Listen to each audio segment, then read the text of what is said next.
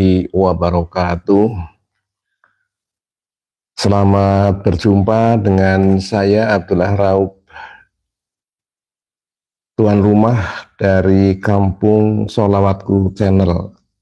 Pada pagi hari ini saya akan menjumpai teman-teman semuanya untuk meneruskan penyampaian dari sedikit kajian tentang buku Binaul Fikri, seri mengenal zat, sifat, asma, dan af'al Allah, yang pada minggu-minggu lalu sudah kami sampaikan.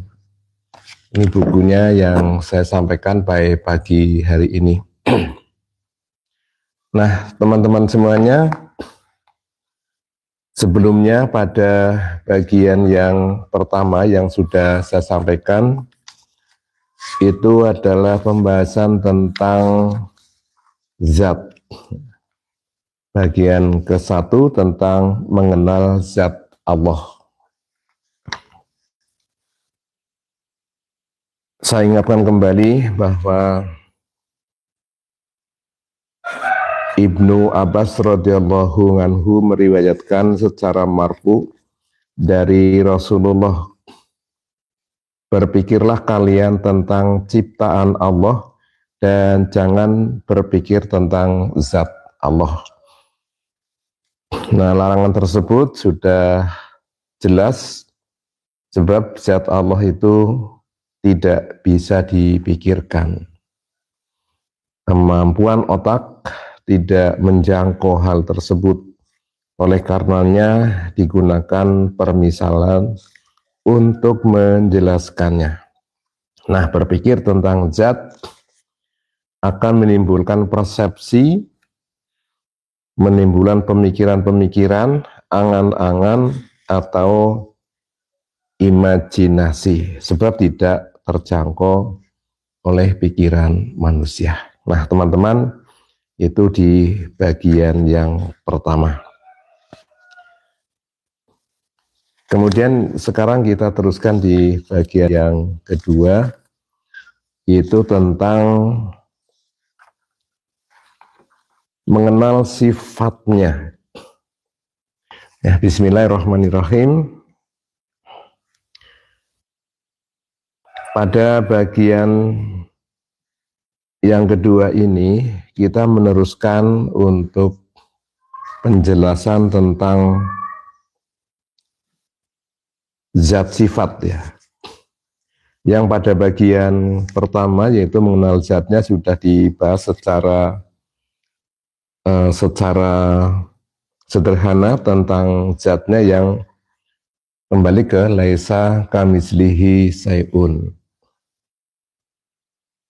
yang meliputi diri Anda, yang selalu terpandang setiap saat Anda membuka mata,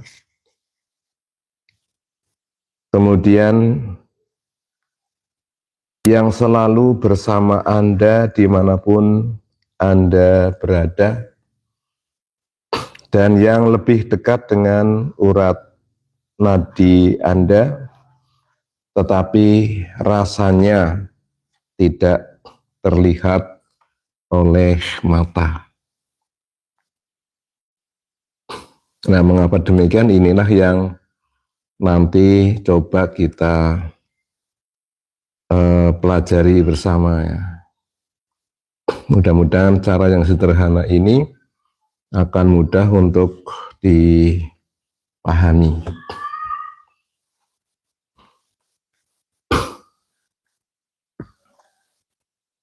Nah, pada bagian yang kedua ini akan saya bahas tentang sifatnya. Semoga pembahasan di bagian ini bisa membantu Anda, khususnya kepada teman-teman yang belum belum bisa memandang zatnya. Bagi teman-teman yang sudah paham, ya alhamdulillah, berarti tinggal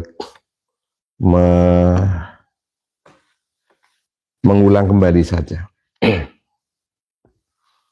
Nah, sebenarnya zatnya terlihat nyata dan amat jelas. Akan tetapi karena zatnya tidak berbentuk, tidak berwujud, ya, berbentuk-bentuk, tidak berwarna, tidak berbau, dan tidak dapat diraba, maka panca indera tidak dapat mengenali. Ya, karena bukan bentuknya, ya, karena zatnya itu laisa kamislihi sayun. Nah, padahal nyata, ya, atau real ada. Jadi dikatakan bahwa zatnya itu lebih nyata dari makhluk-makhluk yang lainnya, dari makhluk-makhluknya maksudnya. Nah, karena begini, sebelum pandangan mata Anda sampai kepada sesuatu benda yang ada di depan Anda, zatnya itu sudah Anda pandang terlebih dahulu. Dengan kata lain, bola mata kita pun, bola mata itu diliputi oleh zatnya, sehingga dikatakan bahwa sebelum pandangan mata sampai kepada sesuatu benda, yang terpandang terlebih dahulu adalah zatnya. Kalau misalnya saya memandang dari mata sampai ke buku, nah, sesungguhnya dari pandangan dari bola mata sampai ke buku ini, yang terpandang terlebih dahulu adalah zatnya. Nah, karena tidak bisa dikatakan seperti apa, karena zatnya itu laisa kamislihi sayun.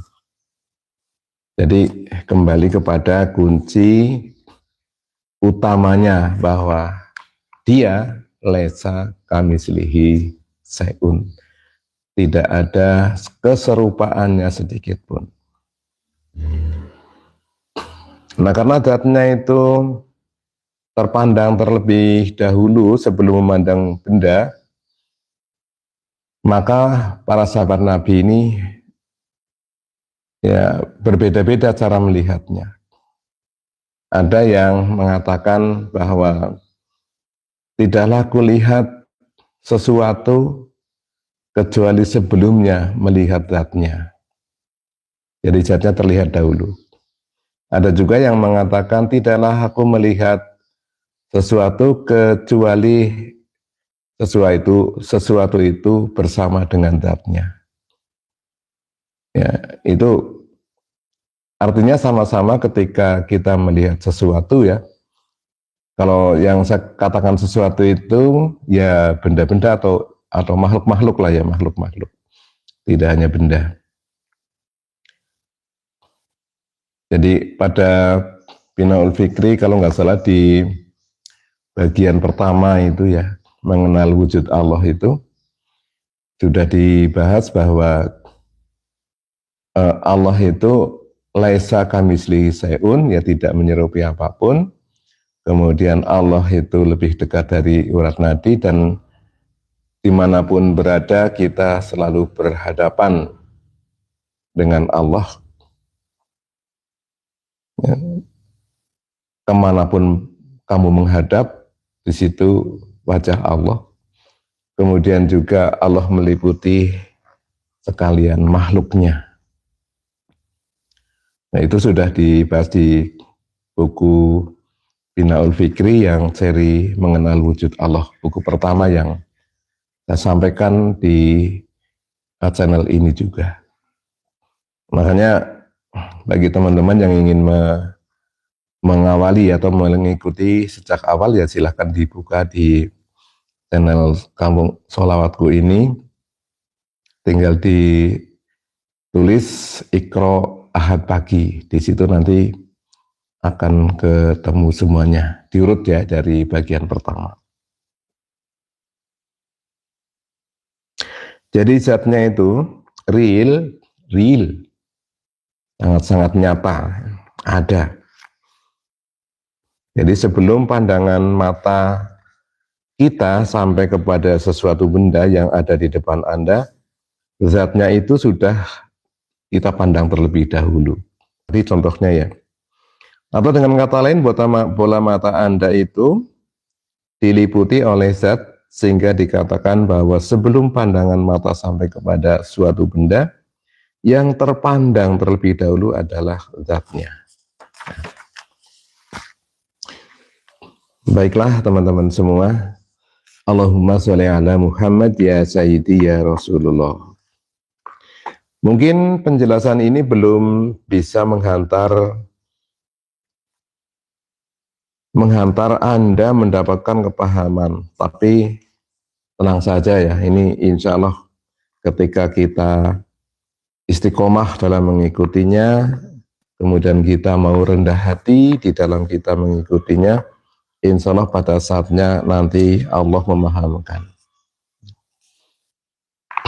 Jika Anda mau terus melanjutkan mengikuti penjelasan ini, nanti sampai selesai, mudah-mudahan Allah Subhanahu wa Ta'ala berkenan memberi kepahaman. Sebab tidak ada orang yang mampu memberi kepahaman tentang Allah, kecuali Allah itu sendiri. Ketika Allah sendiri berkenan menjelaskan kepada hamba yang dikehendaki. Jadi kalau saya hanya sekedar menyampaikan, jadi saya tidak bisa memberikan kepahaman kepada Anda semuanya. Karena nanti yang memberikan kepahaman adalah Allah itu sendiri.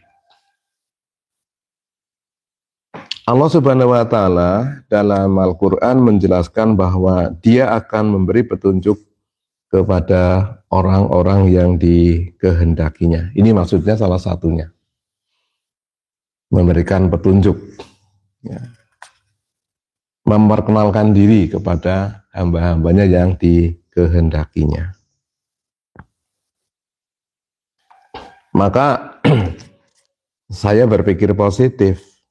Manakala kajian ini, ya ini kalau yang sudah mendapatkan bukunya,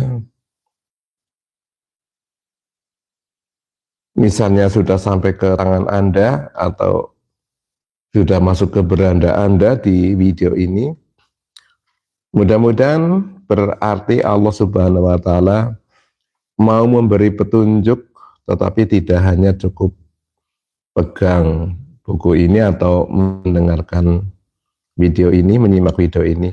Tentu saja harus dipahami dan direnungkan. Nah, hasil renungan itulah nanti yang akan menjadikan kepahaman. Nah, dari situlah petunjuk Allah Subhanahu wa Ta'ala sampai kepada Anda. Ya, jadi memang harus sabar, pelan-pelan. Mengapa sih penting sekali untuk mengenal kepada Allah? Dalam hal ini kita mengenal kepada sifatnya. Ya karena kalau kita tidak mengenal di dunia, lalu bagaimana nanti di akhirat? Di dunia tidak kenal, ya di akhirat mau bagaimana? Ini permisalannya, kalau saya tidak kenal kepada seseorang yang bernama Pak Anto misalnya, kemudian di suatu saat disuruh untuk menemui Pak Anto, ya kita baru mengenal namanya seseorang yang mau dihubungi namanya Pak Anto, tetapi saya sendiri belum pernah ketemu, belum mengenal. Maka bagaimana kita bisa menemui orang yang bernama Pak Anto tersebut?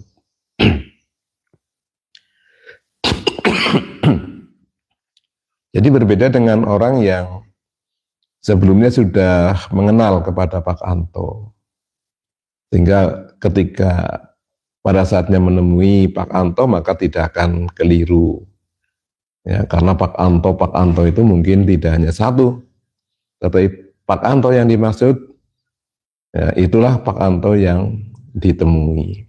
Nah demikian juga ketika kita belum mengenal Allah di dunia, maka bagaimana nanti dalam kehidupan di akhirat, ya, karena tidak mengenal Dan mengenal ketemu Allah itu tidak menunggu sampai mati terlebih dahulu. Ya, karena Allah yang di alam dunia dengan Allah yang di alam akhirat ya sama Allah itu juga. Karena Allah yang menguasai alam semesta ini, sehingga tidak ada perbedaan Allah yang di dunia dan Allah yang di akhirat. Nah, inilah pentingnya kita mengenal Allah, bukan hanya sekedar mengenal Tuhan kita yang bernama Allah itu, tapi mengenal sosok Allahnya. Nah, lalu tanya seperti apa sosoknya, kembali kepada rumusnya, Allah itu laisa kamislihi sayun, tidak ada serupanya, maka tidak bisa diceritakan seperti apa. Ya. Walam yakullahu kufuwan ahad, ya, itu juga. Jadi dari situlah petunjuk Allah akan sampai kepada kita.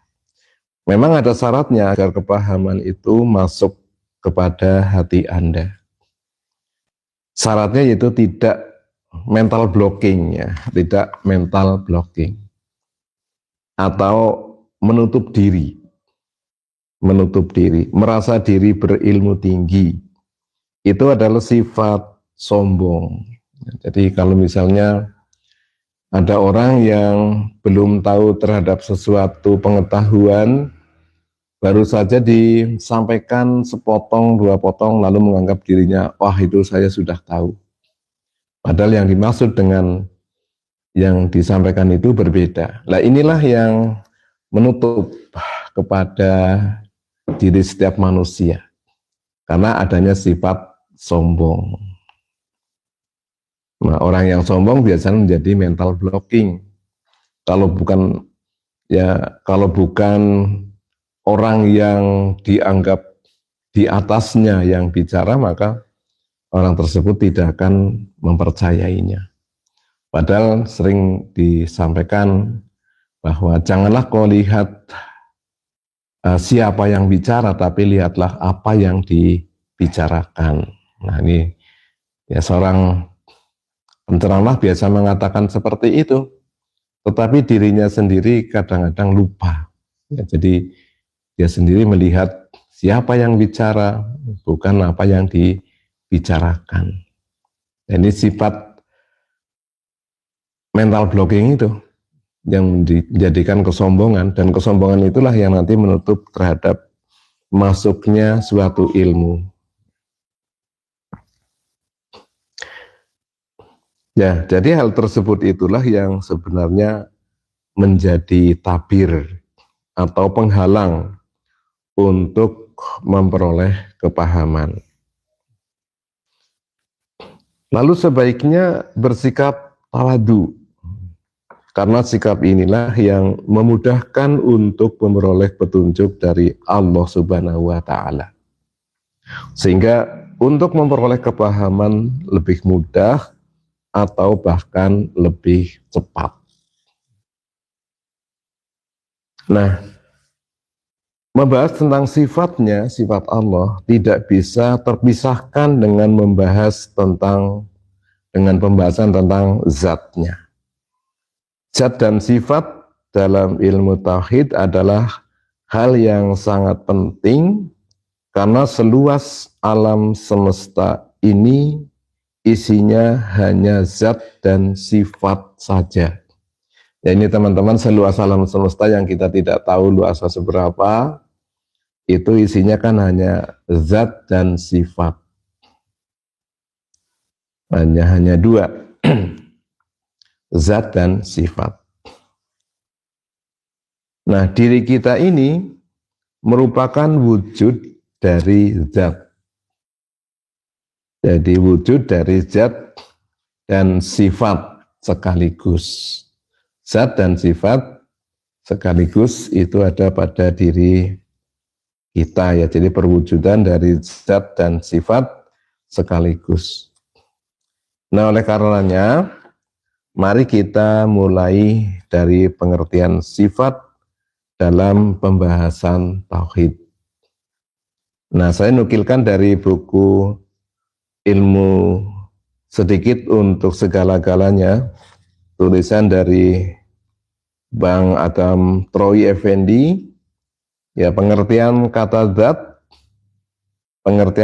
zat dalam pembahasan ilmu tauhid itu berbeda dengan kata zat dalam ilmu fisika, seperti yang telah dibahas sebelumnya.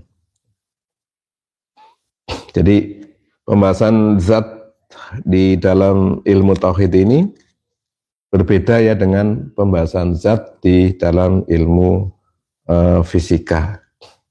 Nah, sedangkan pengertian sifat dalam pembahasan tauhid juga berbeda dengan pengertian sifat dalam ilmu psikologi. Seperti ada sifat dermawan, ada sifat penyabar, ada sifat pendiam, ada sifat pemarah, dan lain-lain. Bukan itu yang dimaksud. Jadi zat yang dimaksud di dalam ilmu tauhid itu tidak seperti pengertian zat dalam ilmu fisika. Kemudian sifat yang dimaksud pembahasan dalam ilmu psikologi. Ya. Zat sifat ya, beda ya. Ya soalnya kalau nanti pembahasan sifat diartikan seperti sifat Ar-Rahman, Ar-Rahim, ya, Al-Malik, ya. Bukan itu maksudnya yang dibahas dalam pengertian ini. Ya memang ada sifat 20 gitu ya, ada Asmaul Husna, tapi pembahasan zat sifat ini bukan itu yang dimaksud. Sifat dalam pembahasan tauhid adalah segala sesuatu yang dapat dikenali dengan indera, dengan panca indera. Bisa dilihat dengan mata, ya, bisa didengar dengan telinga, bisa dibau dengan hidung, bisa dirasa dengan lidah seperti manis, asin, dan lain-lain, serta dapat diraba dengan tangan atau kulit seperti tekstur ya, ada kasar, ada halus. Kemudian bisa diukur dan bisa ditafsiri.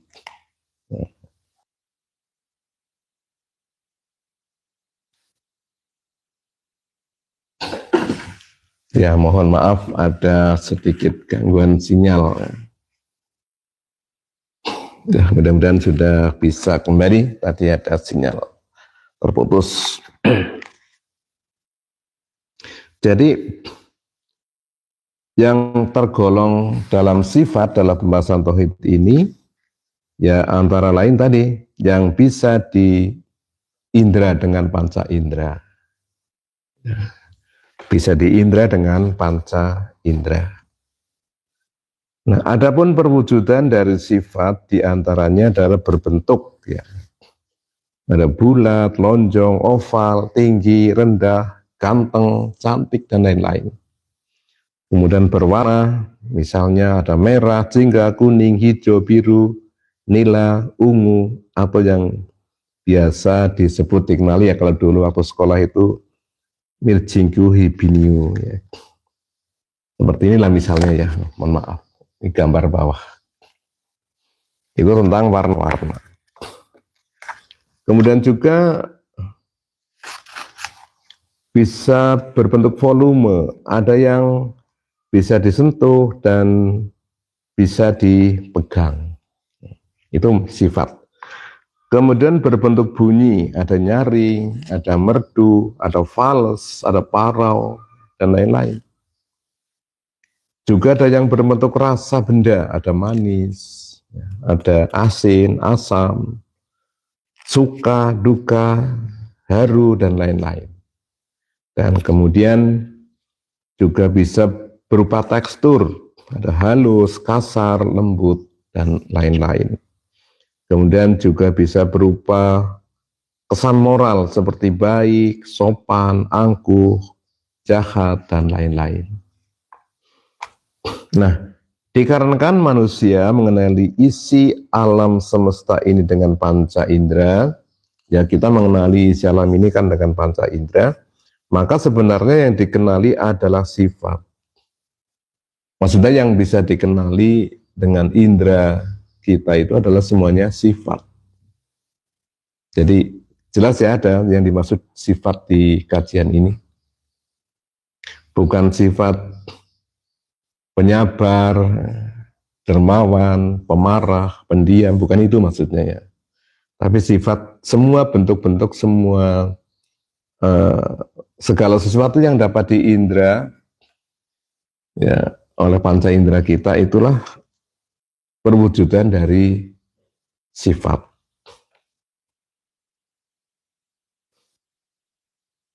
Nah, semuanya tanpa kecuali adalah merupakan penampakan sifat-sifat. Begitu benar ya teman-teman semuanya.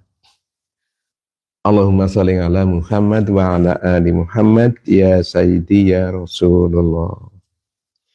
Nah, panca indera kita hanya mampu mengenali sifat-sifat. Kemudian untuk mengenali zat butuh indera keenam. Nah, ini teman-teman mohon maaf ya. Indera keenam yang di sini bukan dimaksud dengan mata batin ya, bukan mata batin. Karena kita tidak mengkaji ilmu kebatinan ya, bukan itu. Indera keenam yang dimaksud pada buku ini adalah pikiran atau umumnya disebut hati atau lebih dikenal dengan sebutan basiroh, ya, mata hati. Ya, mata hati dengan mata kepala itu lebih tajam mata hati. Kalau teman-teman mau mencoba juga bisa ya. Coba ketika kita memandang dengan mata kepala, kemudian yang mau dipandang terhalang oleh tembok saja, kan kita tidak tahu yang di sebalik tembok. Tetapi dengan mata hati itu bisa memandang sampai jauhnya tak terhingga. Nah, bisa dibuktikan ketika teman-teman itu memejamkan mata, itu yang dipandang kan lebih banyak. Oleh karenanya, ingin mohon maaf ya, ketika kita sholat itu seyogianya, sebaiknya, bahkan ada yang melarang malah ya jangan memejamkan mata, jangan merem gitu. Karena ketika sholat kemudian matanya terpejam, ini sangat mungkin, ya bukan sangat mungkin, malah banyak kemungkinan lalu pandangan mata kita menjadi kemana-mana. Ya kalau saya sendiri begitu ya, kalau teman-teman barangkali tidak. Tapi andai kata iya ya berarti sama dengan saya. Nah, adapun panca indera hanyalah alat untuk menggapainya, dan pikiran inilah yang mengolah informasi yang berhasil ditangkap oleh panca indera. Jadi pikiran ini mengolah dari apa-apa saja yang bisa dilihat, bisa dirasa, ya di indera itu dengan panca indera, kemudian diolah oleh pikiran, dan nanti dari hasil olahan itu akan menjadi sebuah pemahaman. Nah, pada waktu Anda memandang suatu benda, pohon misalnya, pohon ya, yang terpandang oleh mata itu adalah sifat, bukan wujud inti. Ya, sekali lagi yang terlihat, yang terpandang oleh mata itu adalah sifat, bukan wujud inti atau wujud asli. Tetapi pohon itu hanyalah wujud semu atau majas ya. Pohon yang kita pandang atau benda yang kita pandang itu adalah wujud semu atau majas, wujud bayangan atau wujud sementara. Itu yang terpandang. Jadi saya ulangi lagi ya, pada waktu Anda memandang suatu benda, pohon misalnya, yang terpandang oleh mata itu adalah sifat, bukan wujud inti atau wujud asli. Tetapi pohon itu hanyalah wujud semu, ya, wujud majas, wujud bayangan atau wujud sementara. Ini nanti berkaitan dengan pemahaman tentang ada qadim, ada muhaddas. Ada qadim, ada muhaddas. Ada yang kekal, ada yang tidak kekal. Nah, kalau sifat, sifatnya tidak kekal.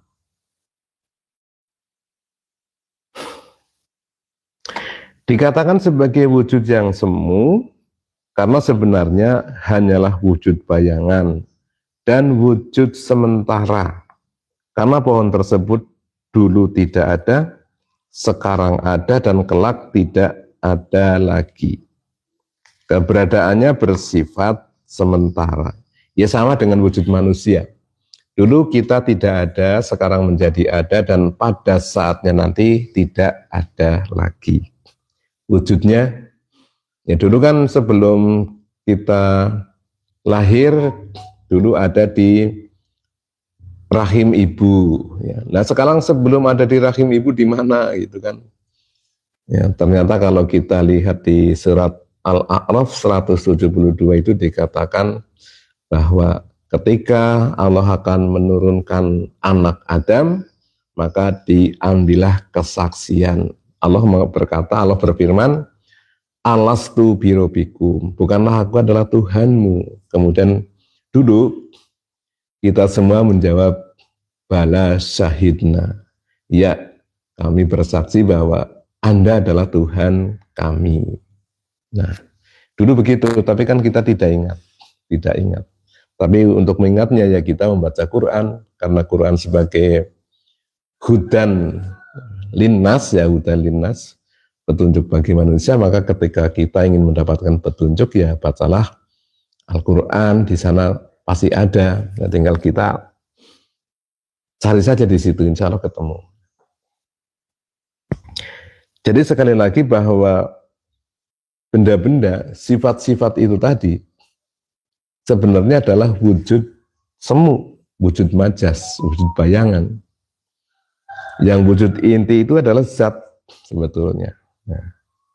Nah, tentunya tidak hanya pepohonan, tapi semua benda-benda, batu, bumi yang besar, kemudian bulan, planet, bintang-bintang, nah termasuk diri kita. Ini adalah tadi sifat yang terlihat, ya, bentuk-bentuk majas, bentuk-bentuk bayangan. Nah, sifat itu tidak bisa berkelakuan. Sifat itu tidak bisa berkelakuan, tidak bisa bergerak. Sifat ya maksudnya ya.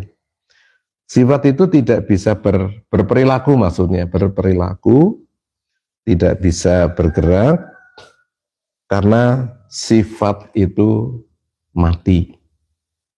Nah, yang bisa berkelakuan, yang bisa berperilaku itu zat. Bergerak ataupun diamnya sifat itu karena zat. Ya, jadi yang hidup apa? Zat. Tapi sifat semuanya adalah benda mati. Hal itulah yang merupakan realita dari ucapan la haula wala quwata illa billah. Kita kan suka mengucap gitu ya. La haula wala quwata illa billah. Tidak ada daya upaya kecuali daya upaya Allah Subhanahu wa taala. Pernyataan diri semacam itu kan harusnya konsekuen ya. Kalau sudah mengatakan begitu, berarti merasa dirinya lemah, tidak bisa berkelakuan apapun. Ya. Diri kita begitu juga, karena diri kita yang terlihat wujud ini adalah wujud sifat, ya, bukan wujud zat. Nah, sifat itu komponen, sedangkan zat itu faktor. Ada komponen, ada faktor. Sifat itu wujud embel-embel. Sifat itu wujud embel-embel. Sedangkan zat itu inti. Zat itu inti. Mungkin akan lebih jelas kalau digunakan pendekatan dengan frasa ya, atau gabungan kata dalam bahasa Indonesia. Ini hanya untuk memudahkan kepahaman ya. Kenapa bolak-balik saya sampaikan begitu? Ya karena begini, ilmu ya, yang dipahami dengan pemahaman yang salah, nanti prakteknya ya akan salah. Kalau prakteknya salah, hasilnya pun menjadi salah. Nah, oleh karenanya memahami suatu ilmu itu harus benar. Pemahamannya benar, kemudian nanti hasilnya insya Allah benar. Lalu yang menjadi permasalahan bagaimana untuk mengetahui benar tidaknya pemahaman terhadap sesuatu itu. Nah, semuanya harus dengan pembuktian. Maka di ilmu ini kan ada apa namanya? Ada prakteknya ya. Ilmu, amal, mu'anayah. Jadi ilmunya harus dipahami supaya amalnya benar. Ketika amalnya benar, nanti pembuktian nyatanya menjadi benar. Kalau kita hanya omong-omong saja, tidak ada pembuktian, ya meragukan. Ya. Nah, untuk bisa membuktikan kan harus melalui kepahaman, menganalisaan. Tapi sekali lagi, ya kalau kita mau untuk mendapatkan ilmu ya sebaiknya tidak mental blocking ya. Kalau mental blocking biasanya menjadi sulit. Jadi untuk pendekatan tentang zat sifat itu coba kita menggunakan frasa gabungan kata dalam bahasa Indonesia. Misalnya frasanya gadis, cantik, batu, besar. Cantik dan besar itu sifat. Tadi di depan kan sudah ada ya sampai 7 komponen itu. Untuk sifat ada berbentuk, ya berwarna, berbentuk volume, berbentuk bunyi, berbentuk rasa, berbentuk berupa tekstur, ya berupa kesan moral. Ada 7 lah ya, tadi yang saya sampaikan di depan. Cantik dan besar itu sifat, tidak dapat dilihat ketika masih sendirian. Cantik baru terlihat ketika menempel pada seorang wanita, seorang gadis. Besar itu baru terlihat ketika nempel pada benda, dalam hal ini batu. Jadi sesungguhnya yang Anda lihat itu cantiknya atau gadisnya, atau yang Anda lihat itu batunya apa besarnya. Nah ini coba ya direnungkan. Tentu saja yang terlihat gadis dan batunya. Jadi yang terlihat di situ adalah gadis dan batunya atau bendanya. Jadi cantiknya dan besarnya itu bisa terlihat karena nempel ya pada benda. Iya kan? Benar kan? Nah sekarang misalnya lain ya, 5. Anda bisa nggak melihat 5? Nggak bisa kan? Nah kalau saya mengatakan jari-jari Anda ada 5, berarti kalau yang ini kelihatan jarinya ya 1, 2, 3, 4, 5. Apa 5-nya? Nah karena 5 bisa nempel di mana-mana. Bisa nempel di sebuah angka, misalnya angka 5. Ya, angka 5. Kalau ada di papan tulis atau di kertas ditulis angka seperti ini, maka orang mengatakan itu angka 5. Tapi 5-nya sendiri kelihatan? Tidak. 5 itu kelihatan ketika nempel pada sebuah benda, misalnya. Ada apel jumlahnya 5. Yang terlihatnya apelnya apa 5-nya? Nah ini. Kalau sampai dengan sholat, orang bisa nggak melihat sholat? Nggak bisa. Yang bisa terlihat adalah orang sedang sholat. Ya, sholatnya sendiri nggak kelihatan. Nah ketika nempel kepada seseorang yang melakukan sholat, maka sholatnya itu akan kelihatan. Orang itu sedang sholat. Begitulah ya. Jadi sebenarnya manusia, hewan, dan tumbuhan serta benda-benda berasal dari zat yang sama.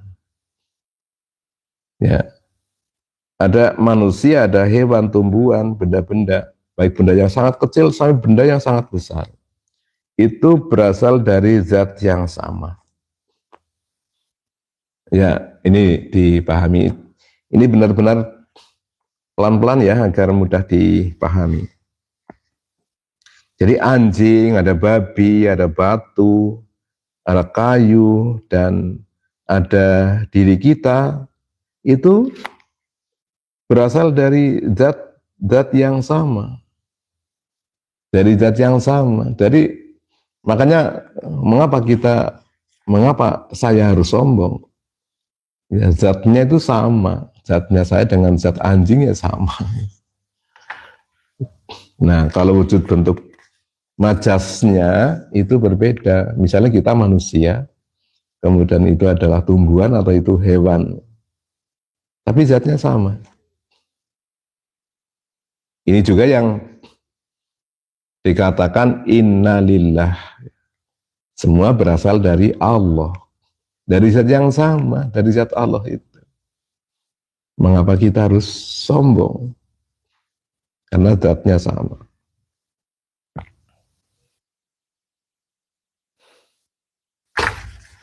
Nah, pemahaman tentang zat dan sifat ini harus sampai matang atau sampai tuntas.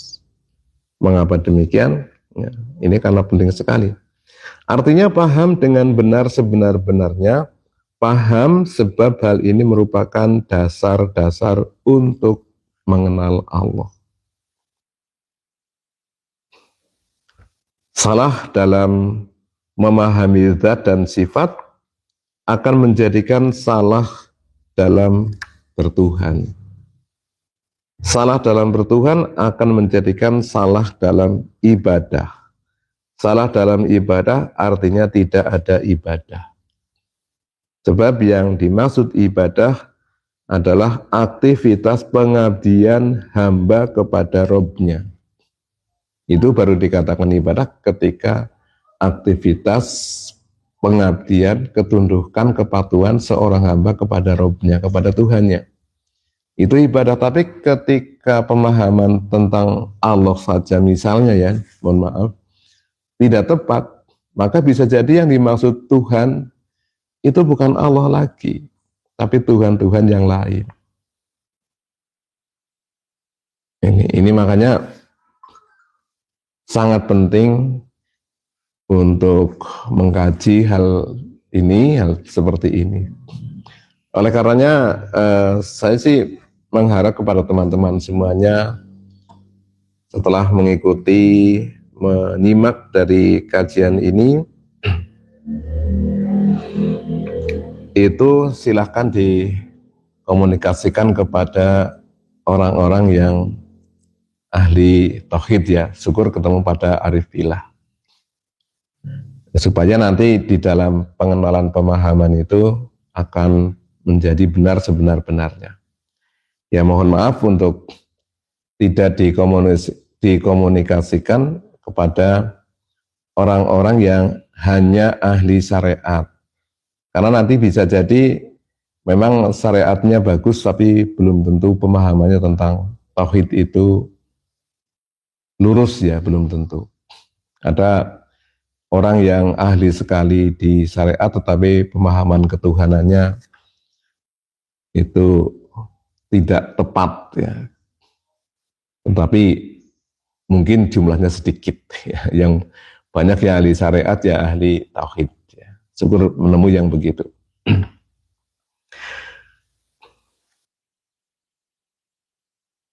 Nah ini sebentar saya bacakan ada beberapa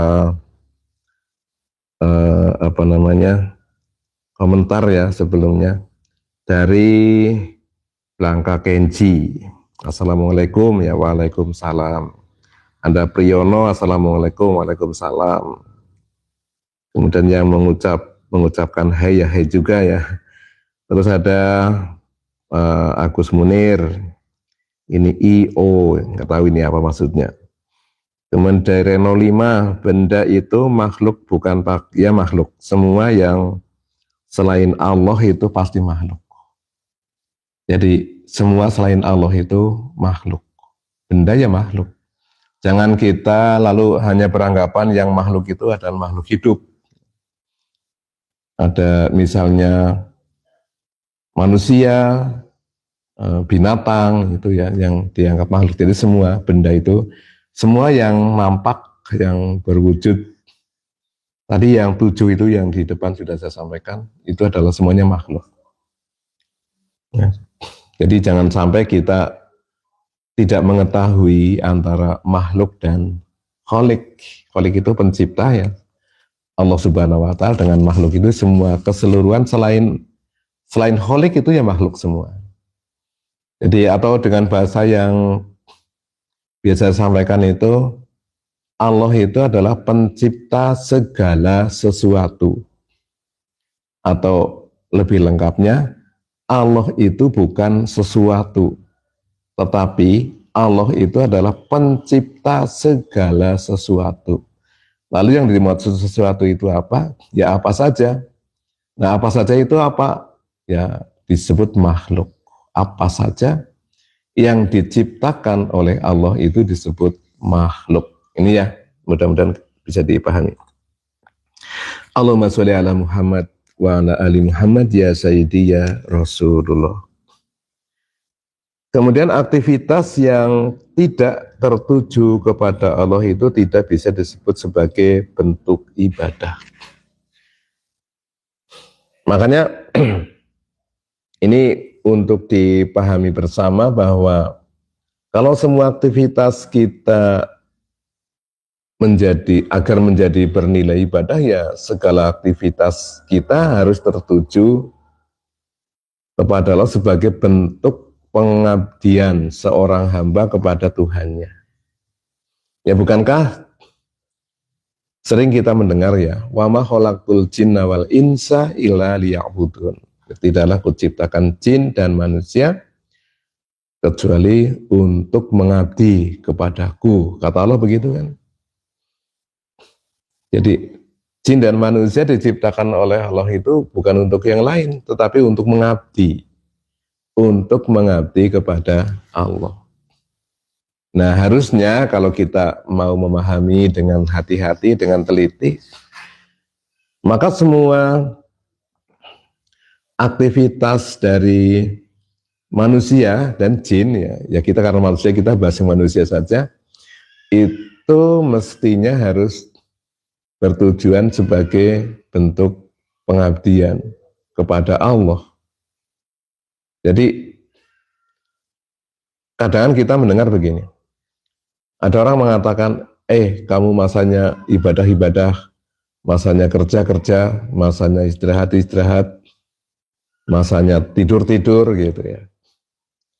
Itu kan jadi kurang tepat dengan pengertian ayat 56 Ad-Dzariyat itu, 56 ya.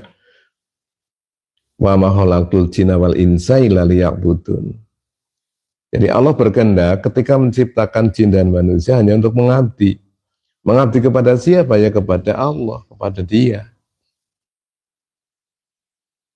Nah, makanya kalau kita mau tunduk seperti kehendak Allah itu ya coba semua aktivitas kita itu ditujukan sebagai bentuk pengabdian. Ya, jadi menjadi kelompok-kelompokan, sekarang waktunya ibadah, sekarang waktunya mencari nafkah, ya, mencari rezeki, sekarang masanya tidur, istirahat dan lain-lain. Jadi semuanya baik bekerja, istirahat, makan, bahkan tidur itu harusnya bernilai ibadah. Bagaimana supaya bernilai ibadah? Ya niatan dalam hati kita adalah apa yang kita lakukan adalah sebagai bentuk pengabdian kepada Allah. Itulah yang menjadi ibadah. Tidak hanya sholat, tidak hanya puasa, ya bukan itu. Semuanya menjadi ibadah.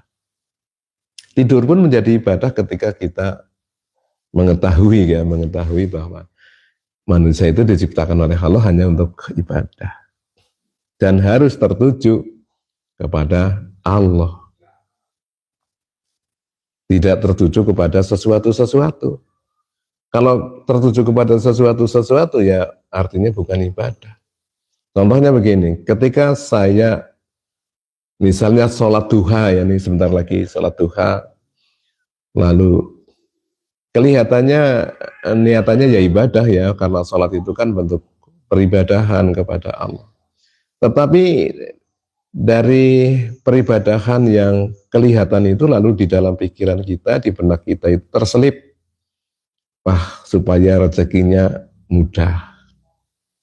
Itu kan jadi bukan ibadah lagi, karena itu untuk kepentingan, untuk ada sesuatu-sesuatunya, yaitu rezeki. Padahal rezeki itu adalah pemberian Allah. Nah, kita suka memberi kepada orang lain, kemudian di sebaliknya itu terselip misalnya agar diriku dikenal sebagai dermawan itu. Jadi sudah tidak tertuju kepada Allah lagi. Nah, yang perlu diketahui begini teman-teman. Ketika ada perintah-perintah ibadah, seperti misalnya ada perintah sholat duha, lalu ada penjelasannya, siapapun orang yang melakukan sholat duha dengan istiqomah, maka orang itu terbebaskan dari sifat fakir kefakiran. Nah, ini artinya kita diberitahu oleh Allah itu bahwa hasil dari sholat duha itu salah satunya adalah terbebaskannya seorang hamba dari kefakiran. Itu kan begitu. Jadi bukan itu yang jadi menjadi tujuan ya, karena dituju apa, diniati apa tidak, hasilnya begitu. Karena sudah menjadi hukum alam, menjadi sunatullah. Nah, jadi itu kadang ada pembelokan-pembelokan yang tidak disadari. Di penjelasan ya, suatu penjelasan malah menjadi tujuan. Nah, ini yang yang menjadi salah. Kalau kita makan, nanti kalau kamu makan, kamu kan kenyang. Mohon maaf. Kalau kamu makan, kan nanti mau kamu kenyang. Itu kan pemberitahuan, penjelasan. Orang yang makan, maka perutnya kenyang. Andai kata kita ketika makan tidak niatan untuk kenyang pun, ketika kita mau makan ya nanti akan kenyang. Misalnya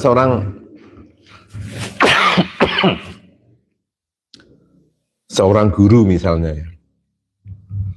Seorang guru pagi-pagi mau berangkat ke sekolahan, niatannya ibadah. Ditanya oleh orang tetangganya ya, tindak bak, adik kerja. Lah, batin ya, di batin mungkin nggak perlu diucapkan. Di batin ya saya niat ibadah. Tapi menjadi hukum dunia ketika orang bekerja ya nanti dapat bayaran.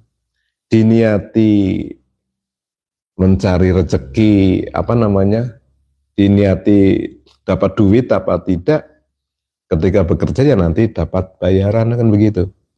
Makanya niatnya harus meniat ibadah, tertuju kepada Allah. Saya melakukan ini karena Allah mengendaki saya berbuat demikian. Nah, ini ya mohon maaf untuk direnungkan, nanti kan akan ketemu, oh iya ya, sebetulnya semua ini menjadi ladang ibadah ketika niatannya itu niat ibadah. Soal hasil itu adalah suatu hal yang pasti. Artinya ketika kita bekerja ya dapat hasil, diniati apa tidak. Ketika kita makan ya mendapat kenyang, diniati kenyang apa tidak. Maka niat saja ibadah. Loh, makan kok ibadah? Ya kan semua aktivitas. Bahkan di Quran juga disebutkan kulu wasrobu, makan dan minumlah. Ketika diperintah makan dan minum, sesungguhnya kita ketika makan dan ketika kita minum adalah bentuk ketaatan kepada Allah. Disuruh makan, disuruh minum oleh Allah. Kemudian kita melakukannya juga karena ridho, karena ikhlas menjalani perintah Allah, maka itulah menjadi bentuk ibadah. Makan dan minum saja menjadi ibadah, apalagi pekerjaan-pekerjaan kebaikan yang lain. Nah, ini keuntungan bagi orang-orang yang tahu tahu ilmunya. Baiklah, kita teruskan. Allahumma sholli ala Muhammad ya Sayyidi ya Rasulullah. Aktivitas yang tidak tertuju kepada Allah itu tidak bisa disebut sebagai bentuk peribadahan. Dikatakan ibadah jika pengabdian seorang hamba hanya kepada Allah semata. Misalnya, Anda menolong orang yang jatuh dari kendaraan hanya karena Anda kasihan kepada orang itu belum bisa dikatakan sebagai bentuk ibadah. Sebab dasar menolongnya bukan karena Allah, tetapi karena kasihan. Dan kasihan itu bukan Allah. Nah, ini kan perlu pemahaman. Dia kan dasarnya kan kasihan. Ya, kecelakaan masa tidak ditolong. Ya, tolongnya karena Allah, bukan karena kasihan. Gitu ya.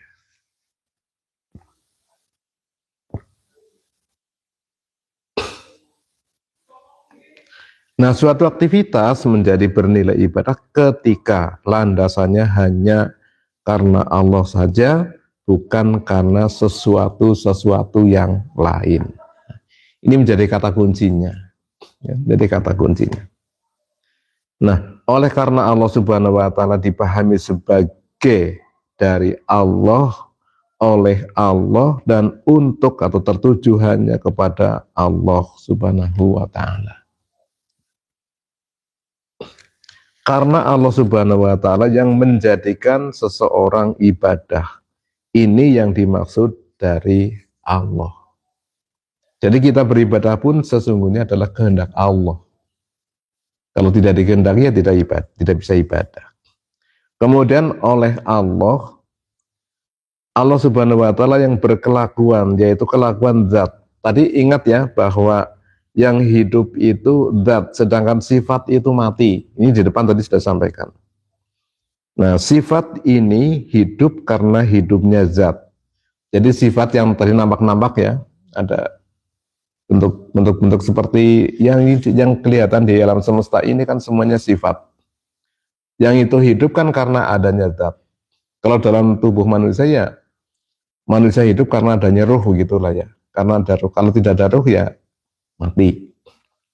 Maka jika manusia yang hidup berkelakuan, artinya kelakuan itu bukan kelakuan jasad jasmaninya. Betul ya? Nah, tetapi kelakuan zat. Manusia bisa berkelakuan karena manusia hidup, sedangkan yang hidup itu zat. Sehingga disimpulkan bahwa yang berkelakuan adalah zat. Yang berkelakuan, yang kita sholat, yang kita baca Quran, yang dan lain-lain itu sebetulnya adalah perbuatan zat. Karena sifat itu bersifat mati. Kalau dalam tubuh manusia ya, ini badan jasad ini akan tidak bisa ngapa-ngapa ya ketika tidak ada ruh. Dan ruh inilah yang hidup. Manusia hidup karena adanya ruh. Kalau tidak ada ruh ya tidak hidup.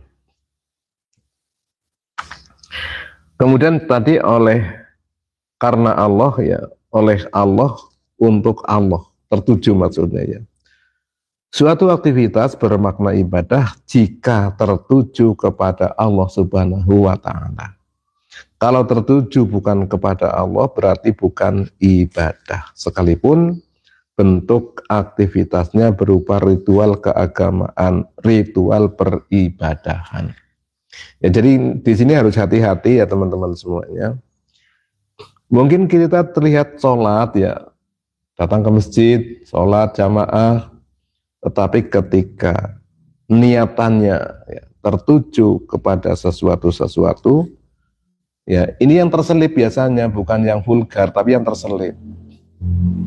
Jadi ketika kita melakukan sholat, datang sergap ke masjid misalnya, malah di sebaliknya itu ada keinginan-keinginan agar kita mendapat sanjungan dari masyarakat, lingkungan gitu, supaya dikatakan sebagai orang yang alim gitu.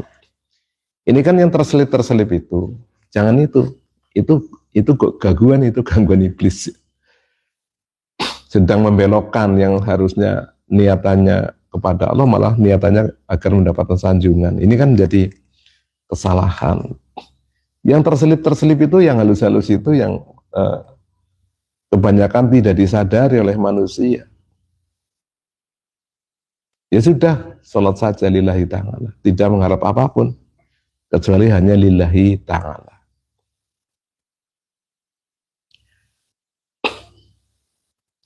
Jadi aktivitas yang bermakna ibadah itu jika tertuju hanya kepada Allah. Kalau tertuju kepada selain Allah berarti bukan ibadah. Sekalipun bentuk aktivitasnya berupa amal-amal peribadahan seperti sholat, seperti puasa, tadarus, dan lain-lain.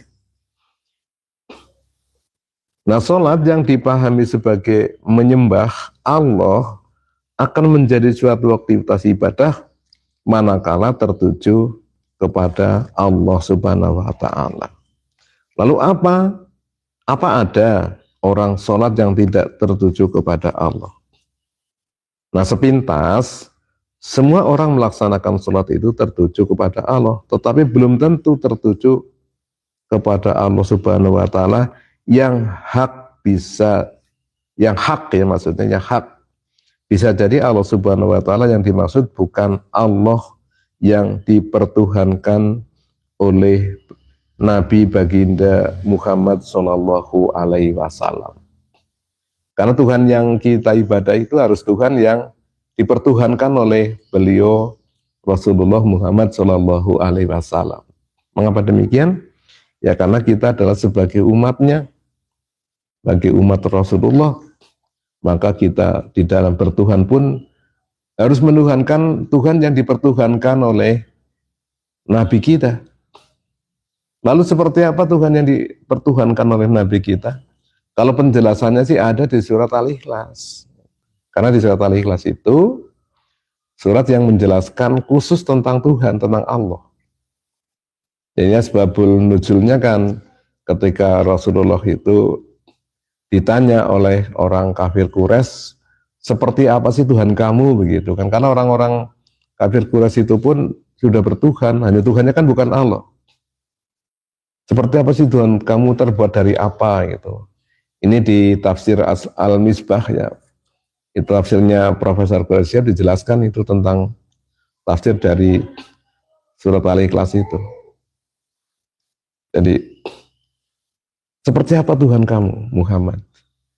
Ya karena dia kan di awal-awal itu sering menceritakan Tuhan gitu ya.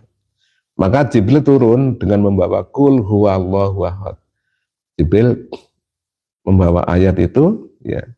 Katakanlah Muhammad bahwa Tuhan adalah Esa, Allahu ahad. Tuhan yang saya pertuhankan adalah Tuhan yang ahad, yang Esa. Itu kan begitu. Tuhan yang Allahu Somad, Allah yang segala sesuatunya bergantung kepadanya, dan seterusnya sampai akhir. Nah makanya sebagai umatnya ini jangan sampai menuhankan yang Tuhan yang bukan dipertuhankan oleh baginda Nabi. Nah ternyata iblis itu sangat pintar di dalam membelokkan manusia itu melalui niatnya, niat mengamalkan perbuatan itu dibelokkan. Seperti seorang sholat ya dibelokkan, kamu rajin sholat supaya kamu rezekinya gampang misalnya, supaya kamu jabatannya naik, supaya kamu hartanya banyak, supaya kamu sehat, supaya kamu selamat. Ini kan semua kan penyimpangan, pembelokan-pembelokan dari iblis. Mestinya kita jangan mau ya dibelokkan itu.